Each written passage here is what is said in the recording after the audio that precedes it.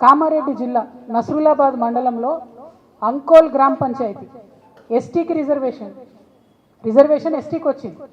ఆ ఊర్లో మొత్తం ఉన్నది 784 మంది. ఒక్కడంటే ఒక్క ఎస్టీ ఓటర్ లేడు ఆ ఊర్లో. రిజర్వేషన్ ఎస్టీకి వచ్చింది.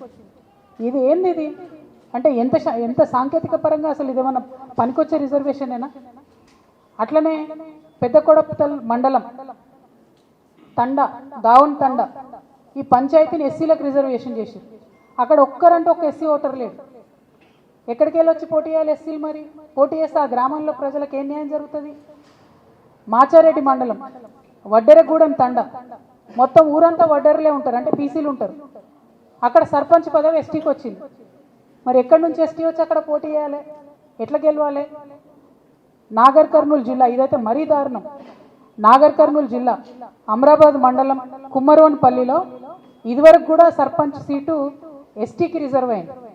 అయితే గ్రామంలో ఎవరు ఎస్టీలు లేకపోవడంతో అసలు ఆ గ్రామంలో ఇదివరకు కూడా సర్పంచ్ ఎన్నికలు జరగలేదు. ఇక ఎంత ఘోరం ఉన్నాయి మన ప్రభుత్వాలు అంటే, ఇదివరకే ఎన్నికలు జరగని ఆ గ్రామంలో ఇప్పుడు మళ్ళీ ఎస్టీకే రిజర్వేషన్ వచ్చింది. మళ్ళీ ఎట్లా జరుగుతుంది ఎన్నిక? అంటే ఆ ఊరు పోయినసారి ఎన్నికలు జరగలేదు, ఇప్పుడన్నా రిజర్వేషన్ మార్చాలి కదా, సరి చేసుకోవాలి కదా. అక్కడ కూడా జరగలేదు.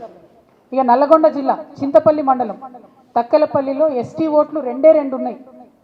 అక్కడ ఎంపీటీసీ స్థానాన్ని ఎస్టీకి ఇచ్చారు, ఇంకో 2 వార్డులను కూడా ఎస్టీకి ఇచ్చారు. ఇద్దరే ఉన్నారు, 3 ఎస్టీ రిజర్వేషన్లు ఇచ్చారు. అంటే ఇది ఏం కుట్ర, ఇదేం పద్ధతి?